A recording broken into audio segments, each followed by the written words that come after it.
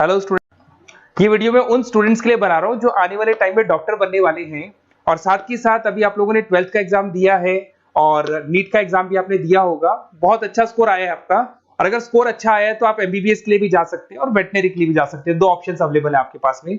अब देखिए, इसके अंदर जो डॉग लवर्स हैं या फिर अपन बोल सकते हैं जो एनिमल लवर्स हैं, इसमें सारे एनिमल्स कवर होते हैं, वो लोग इस वेटनरी वाले ऑप्शन को चूज कर सकते हैं। बहुत अच्छा ऑप्शन है, इसमें बहुत अच्छी अच्छी कैरियर अपॉर्चुनिटीज मिलेगी, बहुत अच्छा पैकेज मिलेगा और फ्यूचर ग्रोथ बहुत अच्छा है इसके अंदर। अभी अपन लोग डिस्कस करने वाले हैं veterinary, what is veterinary doctor, veterinary doctor क्या करता है, कैरियर अपॉर्चुनिटीज क्या क्या मिलेंगी इसमें, सैलरी क्या मिलेगा इसके अंदर, इंडिया में क्या सैलरी है और अब्रॉड में क्या सैलरी मिलेगा आपको, गवर्नमेंट कॉलेजेस क्या चार्ज करते हैं फीस, प्राइवेट कॉलेज क्या चार्ज करते हैं, पूरा डिटेल में डिस्कस करेंगे। कहां एडमिशन लेना चाहिए, कितनी फीस पे लेना चाहिए, स्कॉलरशिप कितना मिलेगा, कम से कम बजट में कौन सा कॉलेज मिलेगा, इसको अपन बिल्कुल डिटेल में डिस्कस करने वाले हैं। चलो शुरू करते हैं।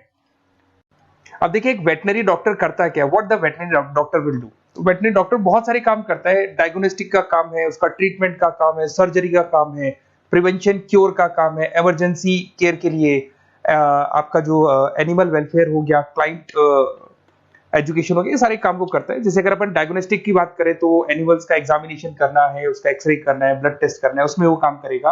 अगर मैं ट्रीटमेंट की बात करता हूँ तो यहाँ पे वो मेडिसिन वगैरह जो देगा वो देगा आपको, प्रोवाइड वैक्सीनेशन, वो बहुत इंपॉर्टेंट है क्योंकि वैक्सीनेशन वगैरह अपन देखते हैं डॉग्स वगैरह को रेगुलर बेसिस पे अपन को देना पड़ता है। सर्जरीज हो गई, जैसे रूटीन सर्जरीज, कॉम्प्लेक्स सर्जरीज, ये सारे काम वो करेगा। उसके बाद प्रिवेंटिंग क्योर, वैक्सीनेशन वगैरह हो गया।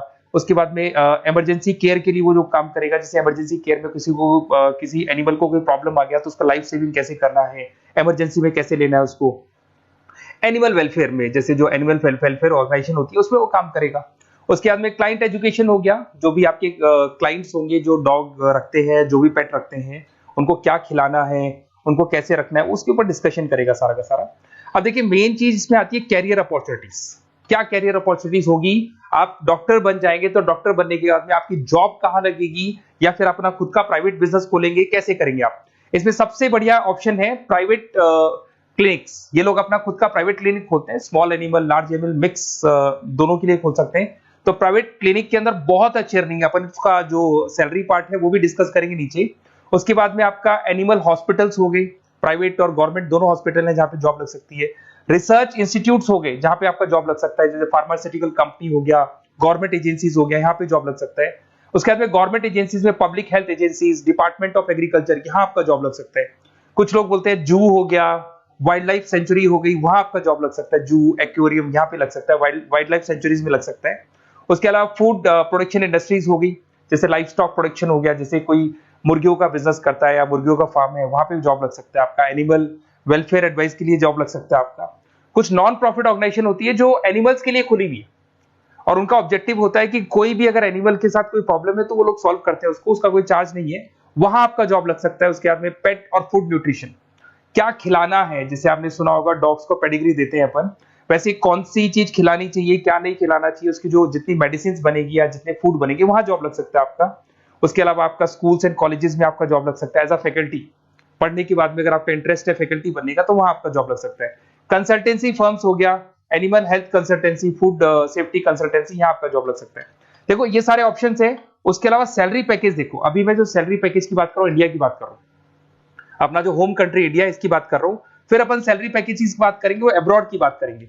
तो सब में अगर आप देखें तो ऑन एन एवरेज ये मान के चले कि आपका 5 लाख से 10 लाख तक का एवरेज जा रहा है पैकेज। अगर प्राइवेट क्लिनिक भी आप खोलते हैं, गवर्नमेंट सर्विस भी करते हैं ना, तो आप ये मान के चले कि आपका पैकेज 5 से 10 के बीच में जाएगा। उसके बाद रिसर्च इंस्टीट्यूट में भी यही मिलेगा आपको। जूस वगैरह के अंदर आपका यही 5 से 10 लाख के बीच में मिलेगा। फूड प्रोडक्शन इंडस्ट्रीज है, नॉन प्रॉफिट ऑर्गेनाइजेशन है, तो ऑन एन एवरेज ये मान के चलो 5 लाख टू 10 लाख। तो एज अ फ्रेशर आपको एक्सपीरियंस हो जाएगा तो पैकेज बढ़ जाएगा। कंसल्टेंसी फर्म से यहाँ लग सकते हैं।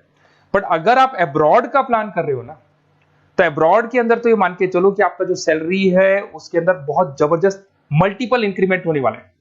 अगर आप अब्रॉड का प्लान कर रहे हैं, अगर यूएस में अगर आपका जॉब लगता है तो मान के चले ऑन एन एवरेज $1 लाख है एनुअली।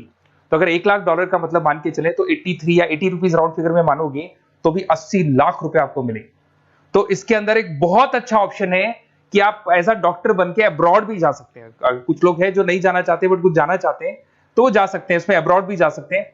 उसमें यूएस है, यूके है, ऑस्ट्रेलिया है, कनाडा है, जर्मनी है, बाकी और बहुत सारी कंट्रीज है जहां पे बहुत अच्छे अच्छे जॉब लगेंगे। ऑन एवरेज मान के चलो 80 लाख, 70-80 लाख रुपए आपको साल के मिल जाएंगे। ये सारे ऑप्शंस हैं। अब मेन चीज पे आते हैं। देखो सीधी सी बात है, अगर इसको करना है तो उसको करने के लिए नीट में स्कोर कितना चाहिए, गवर्नमेंट कॉलेज क्या मांगेगा, प्राइवेट कॉलेज क्या मांगेगा। अगर मैं गवर्नमेंट कॉलेज की बात करता हूं तो नीट में मिनिमम 450 का मार्क्स चाहिए आपको। अगर नीट में 450 मार्क्स नहीं है, प्लस आपका 12th में 50% कंपल्सरी, फिजिक्स, केमिस्ट्री, बायो से होना चाहिए, 50% होना चाहिए, और साथ के साथ नीट के अंदर 450 मार्क्स चाहिए। 5.5 साल का कोर्स है। गवर्नमेंट कॉलेज में अगर आपको मिल जाता है तो सबसे फर्स्ट ऑप्शन यही रखेंगे आप। यहां पर आपका 2 लाख रुपए फीस मान के चलो तो 8 लाख रुपए में आप ये मान लो 8-10 लाख के अंदर अंदर, मतलब मैक्सिमम 10 लाख का खर्चा मान के चलो, इसके अंदर अंदर आपका कंप्लीट कोर्स हो जाएगा अगर गवर्नमेंट कॉलेज मिलता है।